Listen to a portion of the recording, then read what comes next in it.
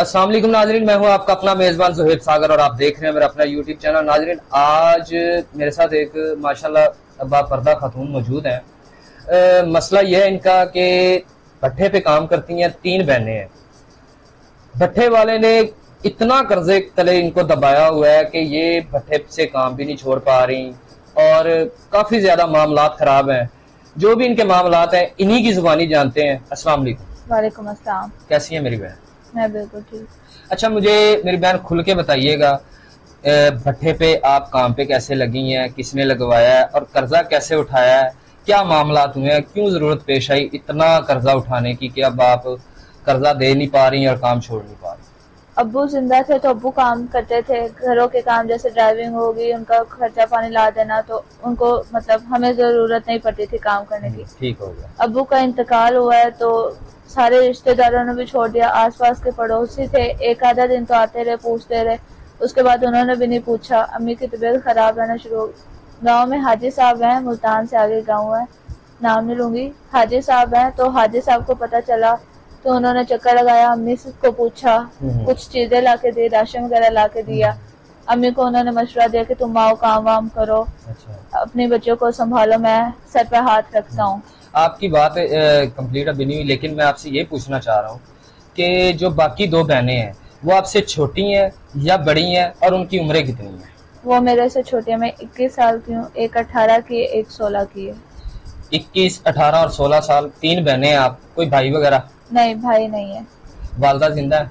वालदा जिंदा है। वालिदा क्या करती हैं? वो भी साथ ही भट्ठे में? वालदा ही भट्टे पे काम करना स्टार्ट हुई थी, हाजी साहब ने भट्टे पे लगवाया था। वालदा की तबीयत मिट्टी से और सारे धुआं जा जाके काफी तबीयत खराब हो गई है, हॉस्पिटल में अक्सर होती है। फिर हम लोगों ने काम स्टार्ट करा, तीनों बहनों ने। अच्छा। मिलकर। तो कितनी मुशक्कत करनी पड़ती है वहाँ पे, कितनी मुश्किल होता है वो काम करना भट्ठे का? क्या क्या जो है ना वहाँ पे फेस करना पड़ता है? पूरा दिन मिट्टी में होते हैं, कभी ईंटें उठा के इधर फेंक रहे होते हैं, कभी जोड़ होते हैं, अक्सर गर्मी होती है, चक्कर आ जाते हैं कुछ भी, तो उस चीज पे वो काफी बोलते हैं कि नहीं काम करो काम करो। पूरा दिन गर्मी में लगे रहते हैं, कभी इधर से उधर, उधर से इधर। कितनी देर ड्यूटी होती है आपकी? इनका कोई टाइम नहीं होता, जब इनका दिल करता है सुबह 5 बजे आ जाते हैं, सुबह 3 बजे आ जाते हैं, 7 बजे ले जाते हैं, रात के 12 बजे तक, 10 बजे तक, 11 बजे तक काम कर रहे होते हैं। कितनी दिहाड़ी देते हैं? 200-300 रुपए। 200 से 300 रुपए में आपको सारी सारी दिहाड़ी, सारी सारी रात काम करवाते हैं जी। तो आपने कोई इनसे इतना ही ज्यादा कर्जा ले लिया हुआ है कि आप जो है ना वो अपनी मेहनत के पैसे भी पूरे इनसे नहीं दे पा रही? हमने कर्जा इस तरह से लिया हुआ क्योंकि आजकल 200 से 300 में कुछ भी नहीं आता, घर का राशन पानी बहुत मुश्किल से चलता है। अम्मी की तबीयत खराब हुई थी तो हाजी साहब ने बिल वगैरह पे किए थे, तो उसके फिर जैसे और बड़ी मुश्किलात और जरूरियात, बिल काटने वाले आ गए थे तो हाजी साहब ने भर दिया। तो इस तरह से कर करके उनका 8 लाख हम पे है। अब मुझे ये बताएं, वो जो हाजी साहब हैं जिनका आप बता रही हैं, उन्होंने आपके साथ अच्छा किया है या बुरा किया, ये अब आपने बताना है सोच के कि कर्जा आप पे उन्होंने अपना चढ़ा दिया है, ठीक है, काम पे उन्होंने आपको भट्ठे पे लगा दिया। उनको नहीं पता कि भट्ठे पे क्या काम होता है, किस तरह से होता है और कितनी कम उजरत दी जाती है? हाजी साहब तो फिर भी सो जाते हैं, लेकिन उनके भाई जो बेटे होते हैं वो आते हैं, बहुत ही बदतमीजी करते हैं, उल्टी सीधी हरकतें हैं, जुबान चलाते हैं, बदतमीजी करते हैं। ये भट्ठा हाजी साहब का है? जी, हाजी साहब का है। तो फिर तो हाजी साहब ने आपको जो है वो बंदी मजदूर बना के बांधा ही है, उसने एहसान तो कोई नहीं किया होगा?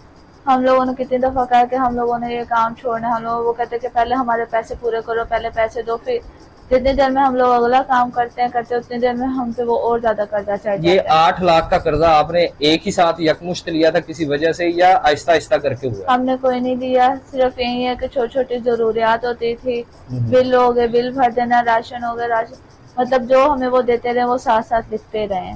कितने अरसे में ये 8 लाख का कर्जा आप पे चढ़ा? 4 साल में। 4 साल में 8 लाख? जी। तो अब क्या सोचा, कैसे उतारना है? अब क्या आगे की जिंदगी है? शादी भी होने वाली है आपकी भी, आपकी बहनें भी माशाल्लाह जवान हो गई हैं, तो शादी की उम्र भी कैसे करनी है? शादियां, वालदा का इलाज किस तरह से कराना? इसी चीज का सुन के हम आपके पास आए कि हमारी मदद करें, थोड़ा इस चीज को देखें, क्योंकि काफी सुना हुआ है आपके बारे में, आपके चैनल के बारे में, बड़ी मुश्किल से आपका नंबर करके पता किया है, उसके बाद हम लोग यहाँ पे आए हैं। अभी हाजी साहब को नहीं पता कि हम लोग यहाँ पे आए, नहीं तो पीछे से फिर उन्होंने बहनों पे जुल्म करना है, उनके भाइयों ने बेटों ने अम्मी को डांटना है, बोलना है इस तरह से। ये हाजी साहब आपकी बहनों पे, वालदा पे जुल्म भी करते हैं? हाजी साहब बोलते हैं गुस्से में, वो कभी कभी कोई चीज उठा के जैसे स्टिक हो गई, पत्थर वगैरह हो गया तो वो मारते हैं। तो एक दफा अम्मी के पाँव पे लग गया था, उनका ऑपरेट हुआ है अभी।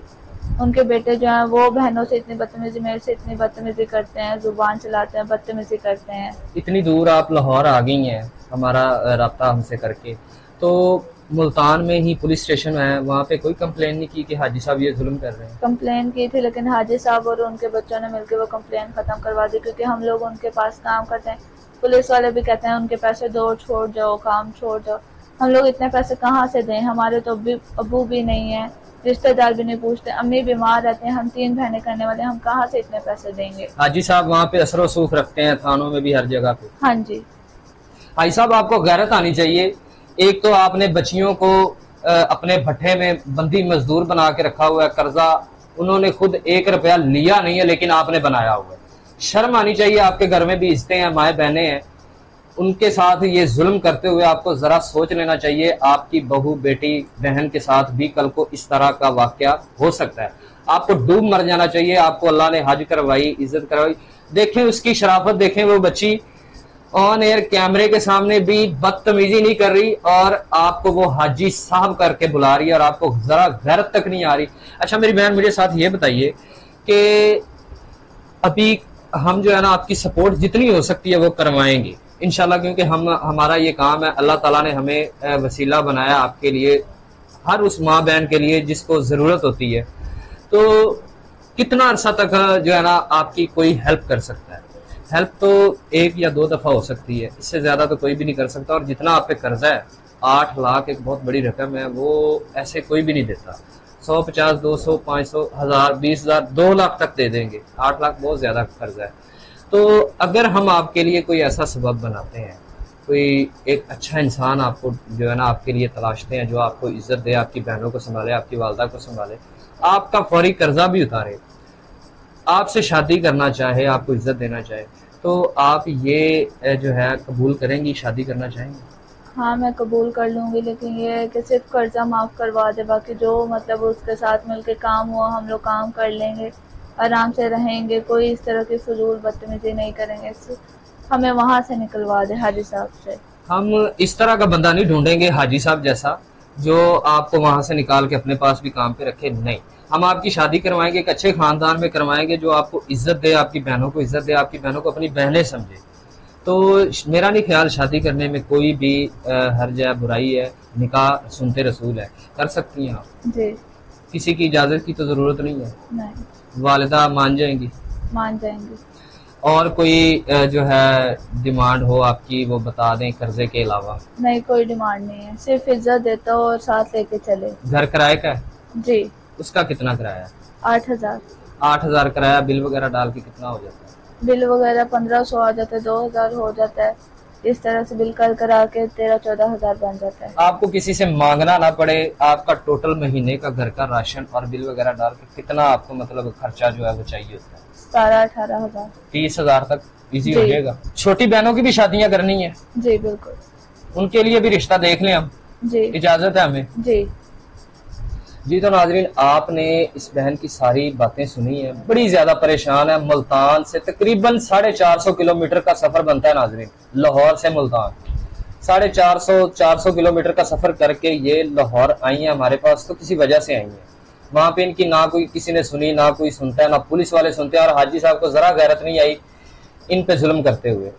शादी करना चाहती हैं, वो भी इस वजह से करना चाहती हैं कि इन पे 8 लाख का कर्जा है। माँ बहन को जुल्म से बचाना चाहती हैं, उसकी कैद से छुड़वाना चाहती हैं। कोई भी अगर अच्छा इंसान वीडियो देख रहा है, शादी करना चाहता हो, इनका कर्जा उतार सकता हो, इनको इज्जत दे सकता हो, इनकी वालदा को अपनी वालदा समझ सकता हो, इनकी बहनों को इज्जत दे के अपने घर से उसको रुखसत कर सकता हो, दिए गए नंबर पर रब्ता जरूर कीजिएगा और इनकी जितनी हो सकती है सपोर्ट कीजिएगा। मोबाइल फोन इनके पास नहीं है अभी फिलहाल, ये यहीं पर हैं। अगर आजकल में किसी का रब्ता हो सकता है तो हम इनसे रब्ता भी करवा देंगे, वरना मोबाइल वगैरह लेके देना पड़ेगा। जितनी हो सकती है इनकी हेल्प कीजिएगा, जरूर कीजिएगा। बहुत ज्यादा परेशान और बिला वजह तंग करने की जरूरत नहीं है। कोई भी डिपॉजिट जमा करवाने से पहले मुझे वीडियो कॉल जरूर कर लीजिएगा। मुझे दीजिए इजाजत, अल्लाह हाफिज़।